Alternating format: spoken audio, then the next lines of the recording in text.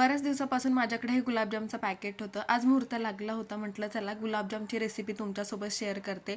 मी तनुजा आणि स्वागत आहे तुमचं व्लॉग विथ तनुजा चॅनलवरती.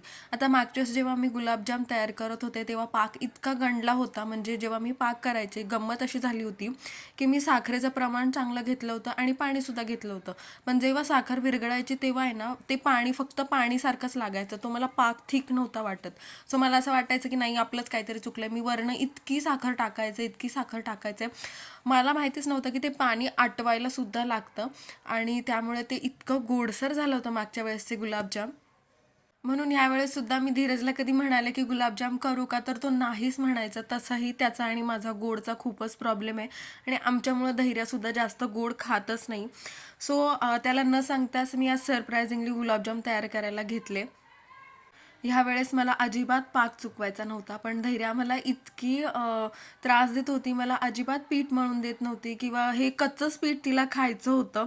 अशी फार मध्ये मध्ये करत असते आणि मला त्रास देत असते. आमची नोकझोक अशी चालूच असते दिवसभरात.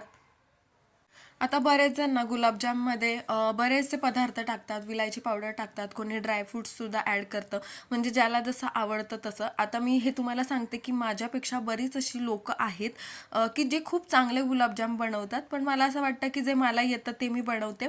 किंवा आम्हाला जास्त गोड आवडत नाही, विलायची पावडर आवडत नाही. जसं मला सोयीस्कर वाटलं तसेच मी इथे गुलाबजाम बनवलेत. असे मस्त असे तयार करून घेतले, फ्राय करून घेतले. तर मला इथं असं सांगायचं, मला बऱ्याच दिवसापासून एक कमेंट होती की ताई गेट रेडी विथ मी कर. तर चला फायनली मी ते केलेलं आहे आणि नक्कीच तो व्हिडिओ मी लवकरच पोस्ट करेल. इतका छान वास येत होता की असं वाटत होतं कच्चेच खाऊया. धैर्याने तर 1-2 असे कच्चेच खाऊन घेतले. गुलाबजाम तर फारच छान झाले होते. जर तुम्ही चॅनलवरती नवीन असेल तर प्लीज सबस्क्राईब करा आणि फॉलो करा. ह्यावेळेस पाक मात्र अगदी छान आणि व्यवस्थित झाला होता.